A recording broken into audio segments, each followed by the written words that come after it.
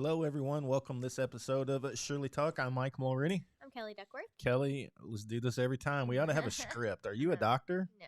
Medical professional anywhere at all? Nope. Didn't you say you had what was your degree in? Definitely not accounting, but it's public health. So you do have a little bit of medical background, more than me. I don't have anything like that. So last question, tax accountant or anything like that? No.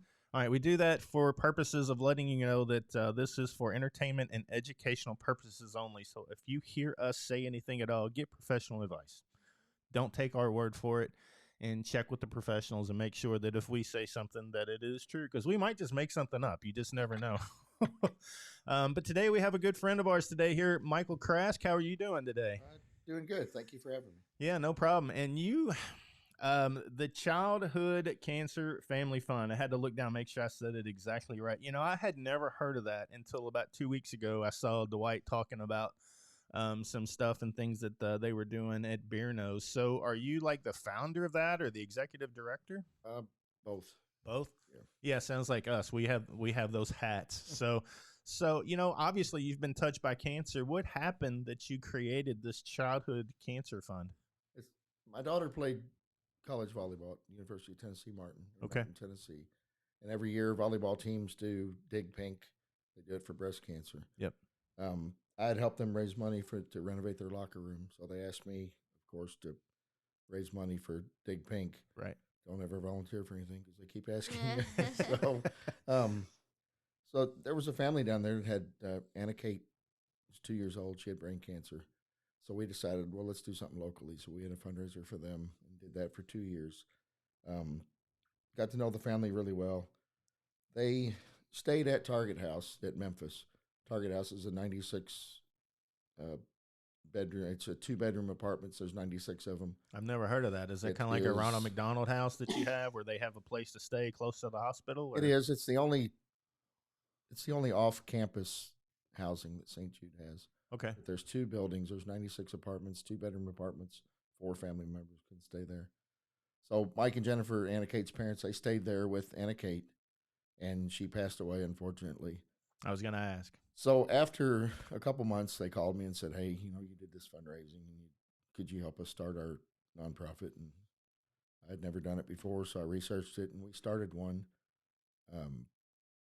And I was living in Louisville, there in Martin. It's 4.5 hours away. I did that for about almost 4 years. Was executive director of theirs. And what we did was start the food pantry at Target House because Target House, the families are not fed. The commercial for St. Jude says everything's taken care of. You don't pay for anything. It's not true for the housing. Okay. Well, that's interesting. I didn't know that. And it's an amazing organization. If you're staying in the hospital, your food and everything's taken care of. But in housing, at least at Target House, the food is not covered. Okay. Excuse me. So when they were at Target House, Mike's a police officer, Jennifer's a school teacher. Everybody donated like vacation time, donated money. They didn't lack for anything when they were there.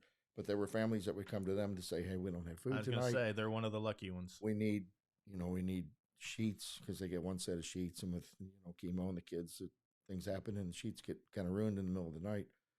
And there was really a need for meals for the families. So what we decided to do was start a food pantry. It's gotten really big now. The families are taken care of as far as food. But it got to be a little too much going back and forth 4.5 hours we were having more and more events to raise money because it's a small town. You just got to work a lot harder. So I resigned from there, came back, and I met with Target House, and I said, hey, I want to stay working with you. I want to do one thing for you. What do you need the most help with? And they said our Christmas shop. And what they do is set up a Christmas shop every year, and the families get to come and shop for free for the kids. And they just weren't getting enough donations. So that's what we focus on. We've been lucky enough to raise enough money to where we do other things like school supplies, the holiday, like we just paid for the Thanksgiving meal. We go down there and cook meals for them. So we do a little bit more than Christmas, but that's our main focus. That's amazing. It's crazy how things get started from so you didn't know anything about running a 501c3 or even know what that was. So you just on a whim decided to go ahead and do this just to help these people for food, Mm-hmm. starting out with that. Yeah. Yes. That sound like. Yeah, I know. That sound like. Yeah, that's kind of how this started. Shirley's way. I didn't even know what a 501c3 was until somebody said you need your status before people will donate. It's like I don't know what that is. But you know, when you got a passion for something to try and do the right thing, you'll figure it out. Right. So, Yeah. I mean, it's been a great experience. Been a lot of work. It's probably my worst unpaid job ever. So, Mm. and it's my best unpaid job ever. So, just depends on the day. I'm sure you understand that. oh yeah, I tell you, you know, raising money is one of the most difficult things. People think, oh, I'm going to start a foundation and I'll get all this money, and it just doesn't work that way. So what did you do when you first started this? How did you start raising money? Did you have plenty? You have obviously have a lot of connections here in Louisville. Um, Not really. I just kind of worked my butt off and contacted people and just called and called and called. I mean, you get told 99 out of 100 times you get told no. Yeah. But I kind of got used to that. It doesn't bother me anymore. Really? I still take it personal. I got to stop taking that personal. When somebody says, no, we can't help you, I'm like, oh, they just don't believe in what we're doing. Well, I don't care. I'll just go somewhere else in the organization until they say yes. So Yeah, I just need to gotta find remember that. find the right person. Yeah. I've had just some weird things that have happened too that we've been lucky. I wanted to get some sheets for the families, and just randomly I googled, sheet manufacturers, and randomly picked one, and randomly called the number, and a lady answered, and she said, "How can I help you?" And I told her what we were doing. I said, the families get one set of sheets at Target House. Um, they need more sheets. In the middle of the night, they ruining the sheets, so they need more. And she said, "Well, I don't work here, but I was just walking by the phone and something told me to answer it." What? And she said, "I am the president of the company's secretary." She said, "What do you need?" She said, "I had a grandchild that had cancer, and she's fine now, but I want to help you." So every year now we get just tons of bedding sent to us, and they donate every year. How long you been It's doing this? 7 years, just 3 years with Childhood Cancer Family Fund. So it's 3 years this month. So Wow. Yeah, you know, it got to the point, and it's good. We and you've obviously got a good following, but when you need something like that, sometimes social media is as much damage in the world that social media has done. It's been a friend to us on things like that. So, you know, if we need something for a family, we can post it on social media, and next thing you know, we'll have 10 of them. But it sounds like you probably have that same same thing that goes on. If you're in need, you either pick up the phone and make a phone call, or you post something on social media and it shows up. right, yeah. I mean, we got a lot of people that help us. We have a lot of companies that donate to us, and I think we're this Christmas we'll go over the $2 million mark of donating to Target House and goods and Over the 3 years you've been doing the Family Cancer Fund, or right, okay. yeah, the 3 years. Wow, that's amazing. Yeah, it's hard to raise money. So what else do you do to raise money? Do you hold events, or do We you have just our big event is a trivia night, and it's not like your pub trivia. It's more like a trivia event. It's held at Bearnose on the Bay. It's always the Saturday after Derby. okay? It's probably about a 4-hour event. Dwight Witten hosts it. Yep. Um, He knows trivia. we do. Well, he acts What like he kind of does. trivia do you ask him? Is what I want to know. He's got the answers, and he still gets the questions wrong sometimes. That's so, hilarious. he likes to kind of freestyle. So Yeah, I bet. I have to stay on him to read the questions like they are, because sometimes the way he frames them, the answers don't make sense. That's So, hilarious. but yeah, He's a trip. He's a good friend to have, though. great. But we get a couple hundred people there. I think we've kind of doubled what we've raised every year on that. We have a big silent auction with that, over 100 items every year. Is that a live event, or do you do that It's- online? No, it's a live event. Okay. And Mr. Crask, could you bring your microphone a little closer to you, brother? Sure. Thank you so much. So that's interesting. So that you said about 5 events a year. So that's 2. No, of we them. do just mainly 2 events. Okay. The other, we did the bourbon only auction at Bearnose by the bridge. How did that do? We made 17,000 that night. We had 50 bottles, 50 people. We did a live auction on every one of them. So That's pretty amazing. Wow. So Bearnose is a pretty good partner of yours, I guess. they are. George Timmering is one of the 2 owners or 3 owners, and I went to grade school with him, high school with him. Okay. He's on our board. Witten's on our board. So Yeah, we saw that. it's good to have Yeah, two powerful people that's got some. people that will help you. Yeah, for sure. So, so how can people help do you have a website? We do. Right now, we're in the middle of our toy drive. We do it in November.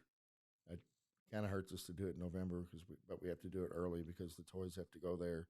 They're kind of in quarantine for a week or so when they get there, so we have to get them there early December. The toys are in quarantine? Yeah, they worry about infection control and people handling them, so they kind of set them there and just let them sit for a few days. So you probably can't collect. You're probably getting on the edge of how many. When do you end the toy drive? It's November 30th. It We'll ends take it. then? Yes. Oh, so you couldn't even. Could you collect new toys now? We do. It's November 1st through the 30th. Okay. And it's called Santa Cause. Okay. And we have santacause.info. And our website is ccff.info. Okay. .org was taken on both of them. So Yeah, it's we own a lot of domains. I bought a few extra today too, as a matter of fact. But we're constantly getting domains and coming up with ideas to do that. So, okay, well, we were going to release this episode right before Christmas this year, thinking maybe we could help drive some more toy donations. Do you have like a warehouse or something if people did bring stuff in? we do at all the Bear Nose locations. There's 14 of them in the metro area. There's a box in each one that are where you can take toys. Okay. They just need to be new, unopened in the package. No stuffed animals, no medical toys, nothing religious, nothing with glitter. Wow. Really? Yeah, the kids all have ports, and that glitter Gets in there. gets in the ports. Huh. See, I never would have thought of that. Things you don't think of. No. We've learned quite a bit. When we go down to cook meals, we learn, there's a lot of international kids there at Target House, and we learned that you cannot take Pepsi products because Pepsi's not big in the world. We took Pepsi to drink once, Yeah. and nobody got the soft drinks. They all took water.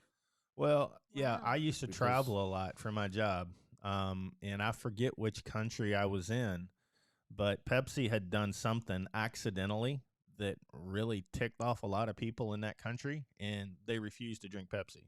And I can't remember what country it was, but it was the talk of the town. I mean, this is years ago. I was gone all the time, but whatever country I was in, I don't remember what they did. Some sort of campaign that they didn't think through.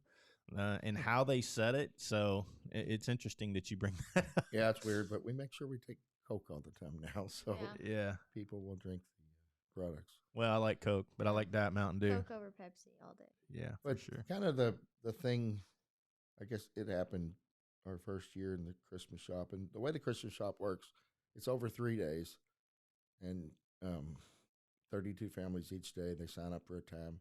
They come down. There's volunteers that help the families go shop. Normally, each kid will get 3 gifts, and Christmas is the only time they allow more than 4 people to stay in the room. So the other kids can come, and then the parents can shop for the other kids, but they have to be on site to get toys. Excuse me. So the parents will come down in a normal year, non-COVID year. We would take them through and help them shop. Then they get other things. Uggs donate shoes every year. Different companies donate, so they get more than 3 things per child. But as far as the toys that we donate, they get 3. Then they're taken to a room, and the toys are wrapped, and then we deliver them to the room to the families. While that's going on, we've also got people in the cafeteria, and we do crafts with the kids, like Christmas crafts, and we have snacks in there for them. And So you collect money during the year. You all go buy a bunch of toys. You take them down to the Target house where I guess they set them up in a room right, and have people shop to pick the toys they want to get for those cancer families. right. Okay, that makes sense. And our first year, it's kind of the story that I tell all the time, and it's kind of what I guess motivates me and keeps me going. We were set up. It was the last day. One of the last families to come through. This lady comes in right away, and she just starts crying as soon as she gets in the room. And my daughter was there, and she was like, "Are you okay? What's wrong?" She said, "Well," she said, "my child, this is going to be his last Christmas ever, and he wants one gift, and it was an electronic toy." And she said, "I've been upstairs going over looking in the computer, trying to find something that might be close to this that you all might have." She said, "I can't afford what he wants, but maybe you all would have something close. And I was just trying to research it. And she said as soon as I walked in there, it was on the floor. And it shouldn't have been there. It was a nice toy. It was an electronic toy. It was third day. And it's just laying as soon as she walks in. That was the one thing her child wanted. His last gift he was ever going to get for Christmas. So I always say that, it was kind of our Christmas miracle. And if you give a toy, it might be that one toy that child wants. And, Yeah. Unfortunately, those kids, they pass away. But Christmas is a big deal to them because their families get to come together, and it's more about the experience than actually getting the toys. So, that story affected you, and I'm sure you hear a lot of them. We hear them all the time, to the point where sometimes, we have a small office. Love for you to come down one day and check it out. But people come in and tell stories, and before we were able to bring on a few people on staff, I was struggling. Hearing stories like this, just it affects you, because you hear so much of things of waste going on in this country and in this world, money completely blown on crap that makes absolutely no sense. And then you hear a story like this, it really brings things in perspective to think, how lucky are we to be able to do this for these kids? That's pretty amazing. yeah, I retired from the police department. I was a police officer for 24 years, mainly detective. I think my personality had changed over the years and got kind of hardened like most people do. But Oh yeah, I think this has kind of brought me back to reality and it was. a little more compassion. And Yeah, I mean, you can, being an officer, it's a tough job, and you can be compassionate, and most of them are. Nobody sees that, but this cancer thing, especially with kids, we had something that happened the other day, and I can't even remember what it was, but we deal with kids. It's the worst. It's the absolute worst. But but that's you pretty also, amazing. doing this, you see the best too, Yeah, because you're, actually making a difference yeah. in people's lives. There was a family that they St. Jude's difficult to deal with sometimes because of the bureaucracy and their rules. They're always telling me about the rules, and I said they're kind of like fashion tips. You take the ones that you want and ignore the others, but they just shake their head at me. But they Target House can't ask for anything. They have to go through St. Jude. So if we just did a campaign where we raised money and wrote a check to Target House, it would go to St. Jude because St. Jude runs them. So they're not allowed to ask for anything, but I've got a relationship with them now that they can kind of They don't have like a slush fund or something tell that they me. can They can kind of use? tell me what they need, and things miraculously appear Yeah. on their doorstep. And they needed a foosball table. Theirs broke. So they send their request to St. Jude, and St. Jude said, "Well, that's a great idea." I said, "We'll get us a new foosball table, and we'll send you our old one."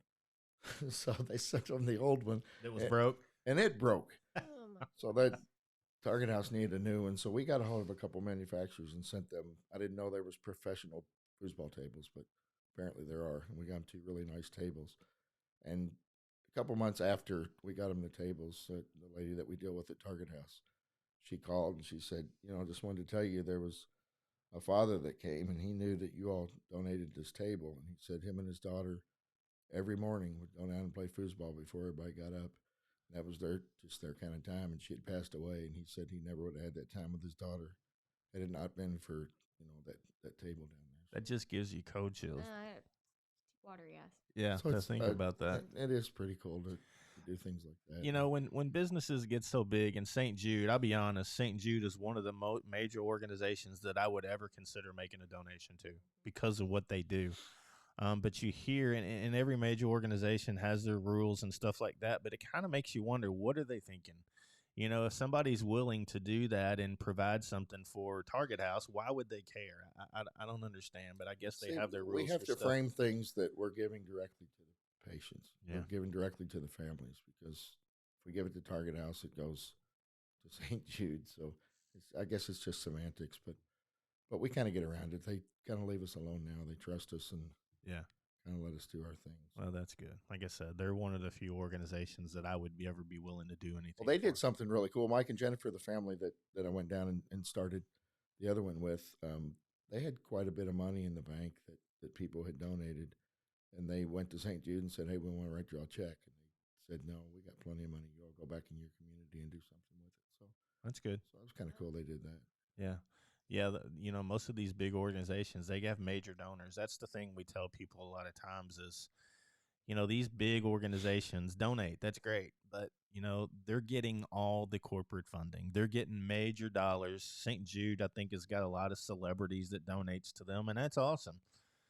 But I had a friend that took $10,000 down to an organization, major organization, and it took them a lot to raise. You know what it takes to raise $10,000. And they were excited about it. And they went in, took a check, talked to the person at the front desk and said, hey, we wanted to drop this off. She goes, okay, thank you. And they were like, we're not looking for a pat on the back. Can we get a picture with somebody just to share what we did? And she goes, oh, there's nobody here. Well, that's what COVID is kind of, before we would take the gifts down and we drop them off. And then we would come back and do the Christmas thing. And with COVID, we can't do that. Yeah. So now we do all this work during the year and you build up and build up. And, we've gone from a van full of toys to a 16-foot truck. And this year we're going to fill a 26-foot truck full of toys. Wow. So we're going to take that down there. We're going to back up to the back of Target House and set it on the concrete and somehow come out with carts and get it and take it in. And they'll say thank you. Yeah.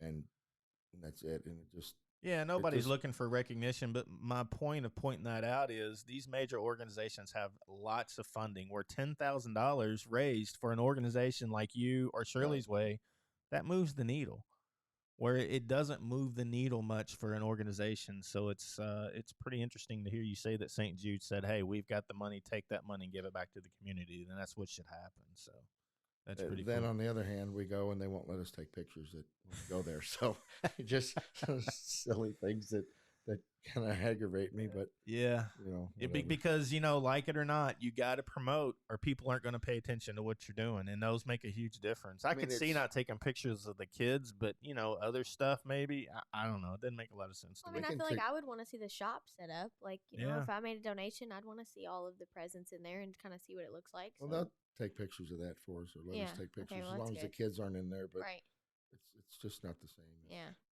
But I wonder how they get those kids that they do their commercials with. I guess the parents have to sign everything over just to make sure. Yeah, there's a waiver that you can get to take pictures of the kids, but it's probably harder than getting a gaming license in Kentucky. So you got to go through a big process to do it. So it's that's an interesting. But our donations are up. I mean, they've gone up the last 3 years, and they're up considerably this year. But Target House's donations for Christmas, like companies giving to them, that's good, are down. Oh, so last year, I mean, the lady, when we went and took the toys, she came out and hugged me, and she kind of had tears in her eyes, and she said, thank you all for bringing these gifts. She said, if you all wouldn't have brought this stuff, we wouldn't have Christmas this year. Wow. That's unreal. So they were really down. St. Jude has a giant warehouse full of toys, but they were really down on their donations last year, and I think they are this year. We're taking just a ton of stuff. We have a partnership with a major product distributor and seller. Okay. That I am not supposed to mention. Well, that's good. But we get, a lot of stuff from them, so that's really helped this year.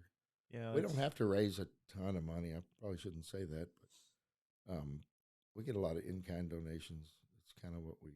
Yeah, but think about the story you just told, and it just so happened you walked in a room and the toy she was looking for happened to be there. That was put there somehow. I don't know. That's pretty amazing mystery. But, if that toy wasn't there, you got a little extra slush fund maybe where you could say, hey, give me an hour, and you could go find that.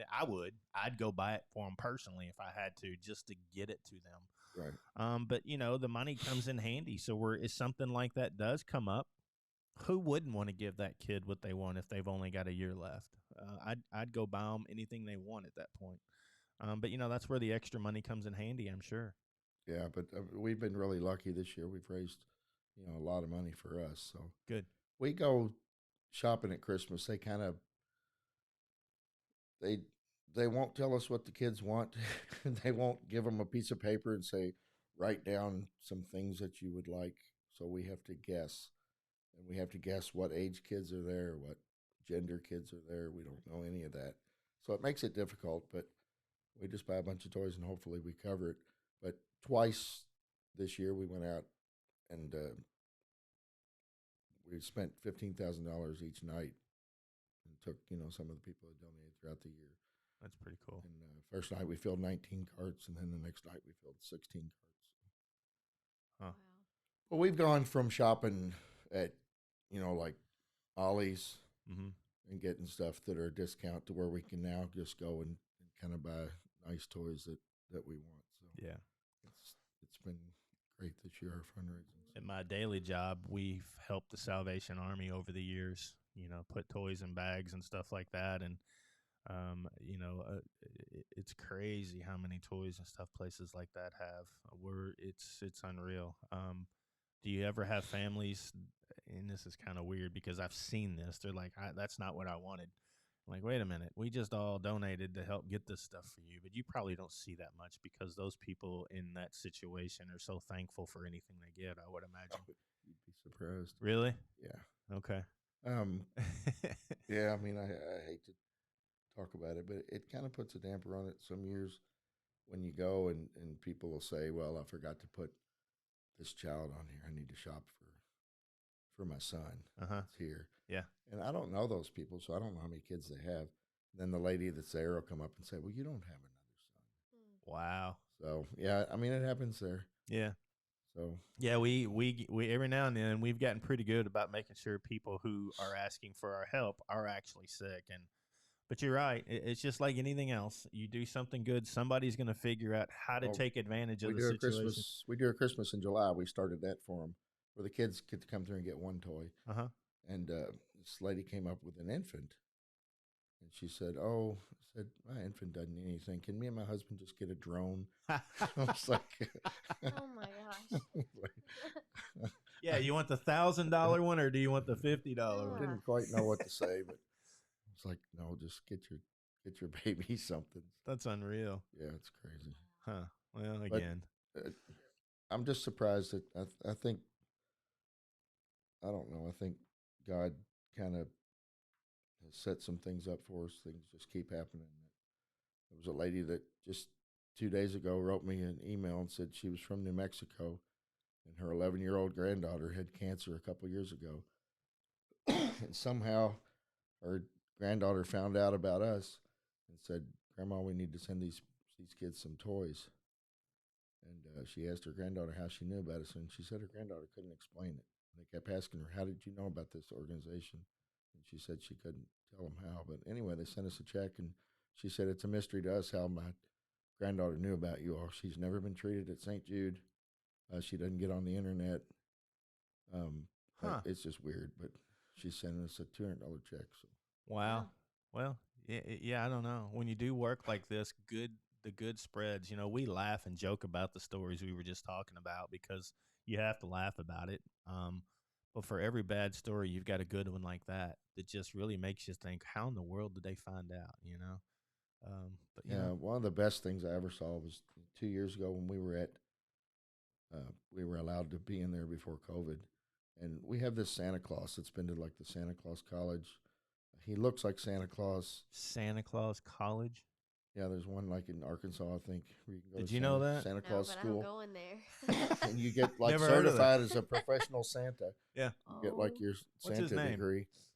I don't remember what There's a his guy by us, looks just like him. He's But came he's- to our house. He's he's got a in professional. Memphis. Oh, okay. This guy's in Louisville. Okay. And he drives a red Corvette. He said that's his sleigh. Yeah. And his wife looks like Mrs. Claus. And she's got like the gray hair and the little round glasses, and they just look like Santa and Mrs. Claus. And we had the cafeteria roped off, and there was a little girl. Obviously, she had chemo that day, and she was like, her head was just hanging down, and she looked miserable and couldn't lift her head and couldn't raise her arms. And her mom was wheeling her by the door, and she just kind of looked over like that, and she saw Santa. And all of a sudden, she just got the energy to sit up, and she just reached her little hand out. And Santa came over, and he held her hand for a minute. Is that amazing Like or what? Like the coolest thing. Wow. So just moments like that kind of make it all worth it. It keeps you motivated to continue. That's unbelievable. Well, how can people help you all? Obviously, you just said the toy for this year is you can't take anything else because of. No, we're good. We're good till the end of November. You got about a week left. Got about, yeah. I keep thinking we're towards the end of December. All right. Well, I we'll hope get not, this one because out there. our main goal is Christmas, and we've missed it if Missed it's it. the end Yeah, of December. I'm so disoriented right now. So No, no, I'm thinking we're in December. So okay, all the bear knows there's a box. okay. At New unopened toys. and at Cox's Smokers Outlet Okay. and Evergreen Liquors. That's from my chasing bourbon. I've made some relationships at Evergreen Liquors, so Yeah. they've allowed us to put boxes in there. And we've got some companies that collect for us too that are kind of, those are closed, but Yeah. they do that every year for us too. Okay. So Barano's, Cox Smokers Outlet, and the website, and if they want to make a donation. The website for our toy collection is santacause.info. CAUSE. Yes. Santa Claus Info. And then our regular website is ccff.info. Okay. Well, we'll get it out there. There's also a place to donate on there. If you send us money this year, we're going to spend it on toys this year. Okay. Well, fabulous. Thanks for coming in, Michael. And we'll try and get the word out the best we can, and see if we can't get some more toys and donations. That'd be amazing. All right, I really appreciate you having us. No problem. Kelly, how can people help Shirley's Way so we can continue our mission? You can go to our website at shirleysway.org. We have about a month left of 2021. I don't know if we're going to hit our goal of $1,010 monthly donors. But if you want to make an end-of-the-year donation, help support Shirley's Way, once again, shirleysway.org. Yeah, this past Monday, we did our monthly donor annual program and Rockstar Volunteer of the Year Award, so that's a lot of fun. It was a lot of fun. So to become a $10 monthly donor or a small business $100 monthly donor, you could participate in that next year. We do it the Monday before Black Friday, and we gave away two people won $500 and some laptops and all kinds of stuff. So if you want to participate in that, shirleysway.org, become a monthly donor, and you could win some stuff next year. It's been a lot of fun. Sounds good. We'll see you on the next episode. See ya. Bye-bye. Pretty amazing stuff. Should have mentioned our